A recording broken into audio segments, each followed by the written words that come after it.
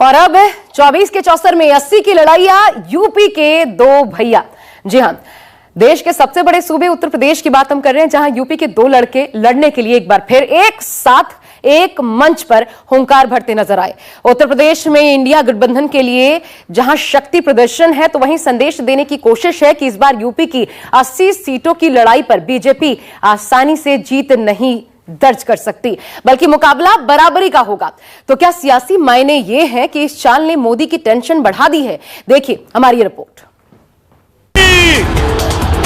राहुल गांधी, राहुल गांधी।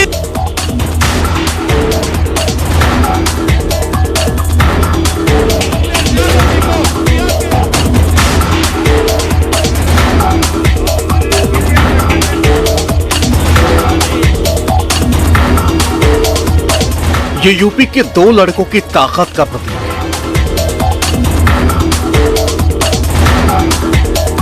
ये इंडिया गठबंधन का शक्ति प्रदर्शन है। ये यूपी की धरती पर इंडिया गठबंधन की एकता की सबसे लेटेस्ट तस्वीर है। ये 2024 के लोकसभा चुनाव में मोदी के विजयी हैट्रिक को रोकने के लिए राहुल अखिलेश की यलगार है। अखिलेश यादव, आज हम सबके, मैं आपको लिख के दे रहा हूं, उत्तर प्रदेश में इंडिया गठबंधन का तूफान आ रहा है। बीजेपी की हार होने में केवल 4 कदम बाकी हैं, केवल 4 चरण। 7 साल बाद यूपी में एक बार फिर यूपी के दो लड़के यूपी में एक मंच पर एक साथ एकजुट नजर आए। मकसद तब भी वही था, मकसद आज भी वही है, बीजेपी को रोकना। हालांकि पिछली बार दोनों को नाकामी मिली थी, लेकिन पुरानी गलतियों से सबक लेकर यूपी के ये दो लड़ैया फिर एक साथ भाजपा के हैट्रिक रोकने के लिए एड़ी चोटी का जोर लगा रहे हैं। इसलिए यूपी में राहुल अखिलेश के दो लड़कों वाली जोड़ी एक ही दिन में एक दो नहीं, अलग अलग जगहों पर एक साथ हुंकार भरती हुई नजर आई। पहले राहुल गांधी कन्नौज में अखिलेश यादव के लिए वोट मांगने पहुंचे और उसके बाद राहुल अखिलेश चुनावी अभियान के लिए कन्नौज से पहुंच गए कानपुर। 250 रोको, 400 रोको, 1000 रोको, कोई फर्क नहीं पड़ने वाला है। जितनी रोकनी है रोको। यहां पे इंडिया गठबंधन की जीत होगी, अखिलेश यादव की जीत होगी। और उत्तर प्रदेश में आप देखना, मैं आपको लिख के दे रहा हूं, उत्तर प्रदेश में इंडिया गठबंधन का तूफान आ रहा है। कन्नौज में जितने भी बड़े बड़े काम आज दिखाई दे रहे हैं, सबके सब समाजवादियों के किए हुए हैं। अगर कोई हाईवे पे चलता होगा तो वो जानता होगा कि समाजवादियों का हाईवे है। कोई चला होगा, लेकिन हाईवे को हम लोगों ने कभी धुलवाया नहीं होगा। बात तो यहां तक पहुंच गई कि 3 चरण बीत जाने के बाद उत्तर प्रदेश में राहुल अखिलेश की जोड़ी में जैसा जोश दिखा, शायद वैसा इससे पहले कभी नहीं देखा होगा। क्योंकि अब चुनावी जीत के दावे लिखत पढ़त के साथ करने को तैयार है। इन सब की सबसे बड़ी वजह ये थी कि राहुल उस मंच से बोल रहे थे जो समाजवादी पार्टी के अध्यक्ष अखिलेश यादव का गढ़ है। पिछले 2 साल से हम काम कर रहे हैं। भारत जोड़ो यात्रा, नफरत के बाजार में मोहब्बत की दुकान, न्याय यात्रा, इंडिया गठबंधन की मीटिंग, हमने जो काम करना था भाई और बहनों, हमने कर दिया है। आप गारंटी लिख के ले लो, नरेंद्र मोदी हिंदुस्तान का प्रधानमंत्री नहीं बनेगा। ये कन्नौज में इंडिया गठबंधन की पहली आधिकारिक रैली थी, जिसमें अखिलेश के साथ राहुल गांधी थे, तो आम आदमी पार्टी से संजय सिंह भी मंच पर मौजूद थे। और जब भी राहुल गांधी जोशीले भाषण दे रहे थे, मंच पर बैठे अखिलेश और संजय सिंह तालियां बजाकर अपने कार्यकर्ताओं का जोश बढ़ा रहे थे। नरेंद्र मोदी जी ने अपने 2 मित्रों का नाम ले लिया कि भैया मुझे आके बचाओ, इंडिया गठबंधन ने मुझे घेर लिया है, मैं हार रहा हूं, मुझे बचाओ, अदानी अंबानी जी मुझे बचाओ। इसीलिए नरेंद्र मोदी जी ने नाम लिया। अब तो बीजेपी की हार होने में केवल 4 कदम बाकी हैं, केवल 4 चरण, 4 कदम 4 चरण बाकी हैं केवल। और ये चौथे चरण का चुनाव बिल्कुल बीच का चुनाव है। अभी तक तो वो नीचे जा चुके हैं बहुत। यूपी में एक बार फिर राहुल और अखिलेश की जोड़ी एक और एक को जोड़कर 11 बनाने की जुगत में लगे। इसीलिए जब ये दोनों एक मंच पर पहुंचे तो दोनों ने मिलकर अपने गठबंधन की सीटों को मजबूत करने का काम भी किया। कानपुर की सीट गठबंधन में कांग्रेस के खाते में गई है, जहां से कांग्रेस ने आलोक मिश्रा को प्रत्याशी बनाया है, तो वहीं कन्नौज से सपा सुप्रीमो अखिलेश यादव ने खुद नामांकन दर्ज कराया। मेरे भाई अखिलेश यादव को भारी बहुमत से जिताना है, सबसे ज्यादा वोटों से जिताना है। इंडिया गठबंधन के सारे कार्यकर्ताओं मिलकर एक हो जाओ।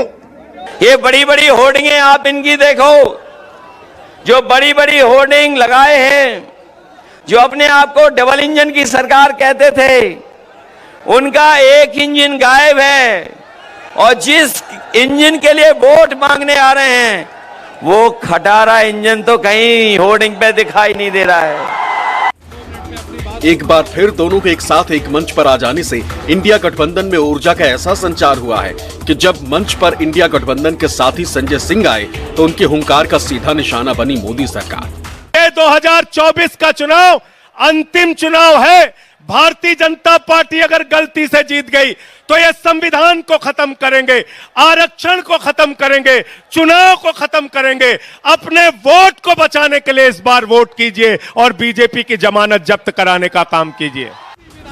अब यूपी के लड़के महागठबंधन को मिलाकर कम से कम यूपी में ऐसा चक्रव्यूह तैयार कर रहे हैं जो मोदी सरकार के लिए मुश्किलों का ऐसा पहाड़ खड़ा कर सकता है, जो मिशन 80 पर ब्रेक लगा सकता है। क्योंकि यूपी के सबसे बड़े लड़ैया राहुल अखिलेश का पहला मिशन यही है कि किस तरह देश के सबसे बड़े सूबे में बीजेपी के पिछले इलेक्शन वाले 62 सीटों पर सेंध लगाई जाए।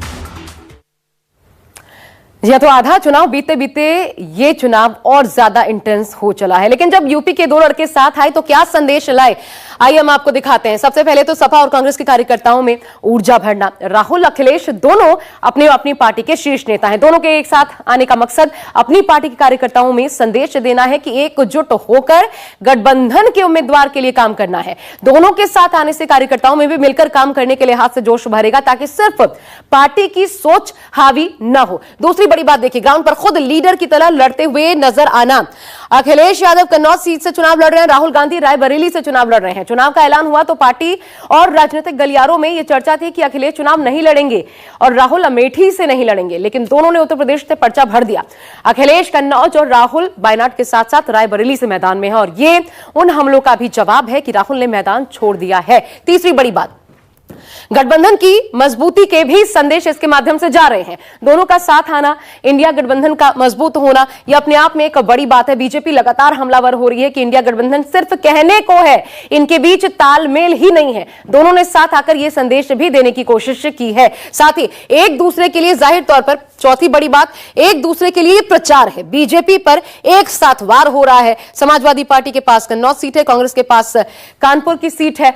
दोनों एक दूसरे के लिए प्रचार कर रहे हैं। राहुल कन्नौज गए, कन्नौज समाजवादी पार्टी की सीट है, तो अखिलेश कानपुर गए, कानपुर कांग्रेस के पास है। यानी दोनों एक दूसरे के लिए प्रचार कर रहे हैं और कहा जा रहा है कि दोनों तरफ से रणनीति ऐसी बनाई गई है कि आने वाले दिनों में दोनों चेहरे फिर से एक दूसरे की पार्टी के लिए प्रचार करते दिखेंगे। ये लोग कहते हैं कि इनकी सरकार फिर से आएगी तो संविधान को बदल डालेंगे। क्यों? लोकतंत्र से डरते हैं।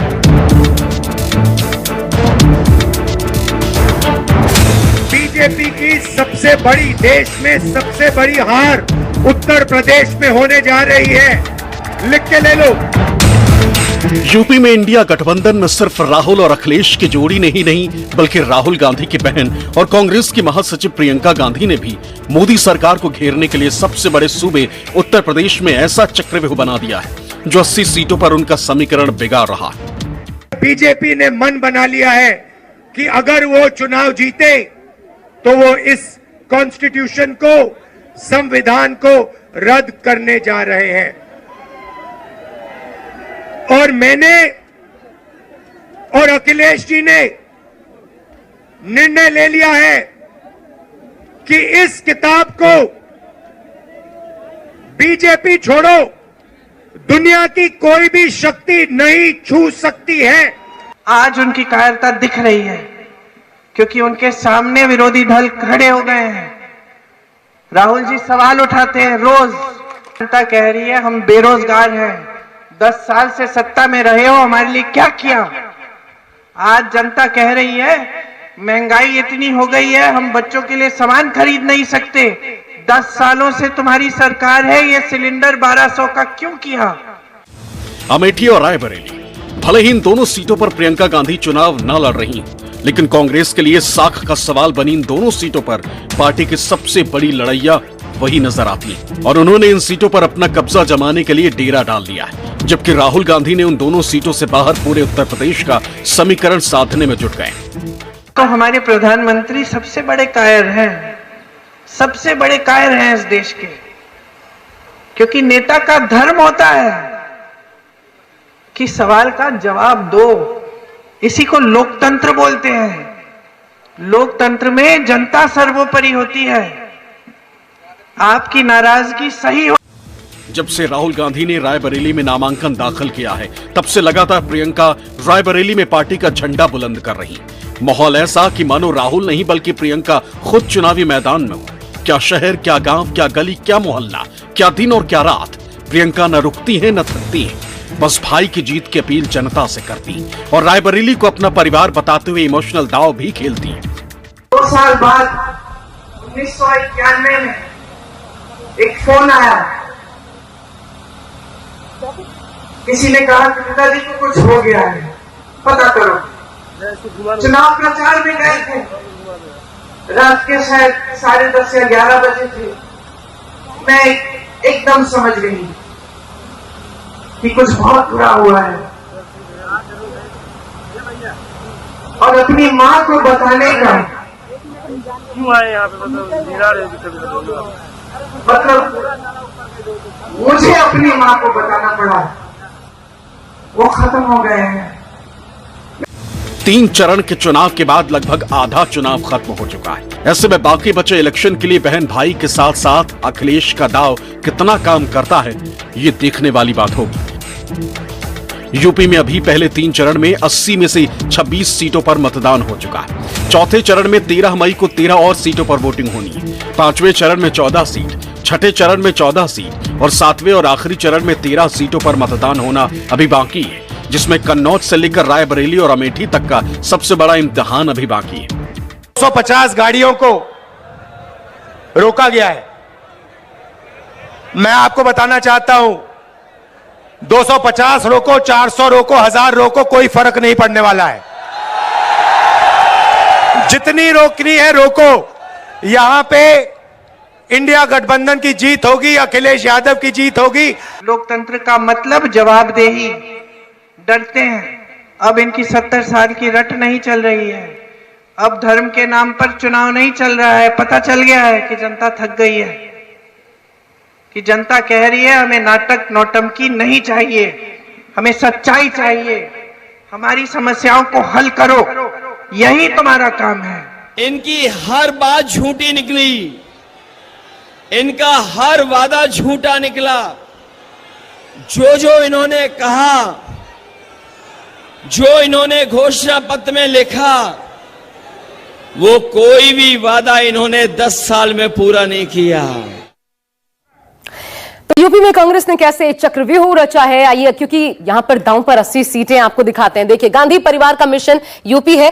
अमेठी, रायबरेली जहां पर प्रियंका गांधी लगातार डटी हुई हैं, कन्नौज, कानपुर, यहां पर राहुल गांधी नजर आ रहे हैं। गांधी परिवार का गढ़ माने जाने वाली दोनों सीटें रायबरेली, अमेठी लोकसभा सीट पर 5वें चरण में चुनाव है।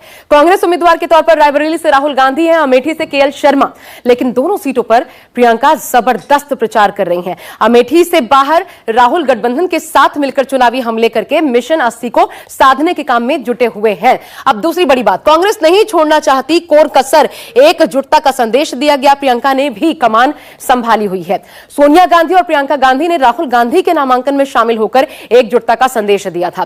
केएल शर्मा के साथ प्रियंका गांधी ने मंच शेयर करके साफ कर दिया था। अब इन दोनों ही सीटों की कमान प्रियंका गांधी ने खुद अपने हाथों में ले ली है, जिससे एक बात साफ है, कांग्रेस किसी तरह की कोई कोर कसर नहीं छोड़ना चाहती। पिछले 2 दशकों से इन दोनों ही लोकसभा सीटों के चुनाव संचालन संभालने वाली प्रियंका गांधी के हाथों में अब फिर से जिम्मा सौंपा गया है, जिससे कांग्रेस कार्यकर्ताओं के हौसले बुलंद ही नहीं होंगे बल्कि सियासी माहौल भी बनेगा। इसके अलावा देखिए, अमेठी रायबरेली के लिए अलग अलग प्लान भी तैयार है।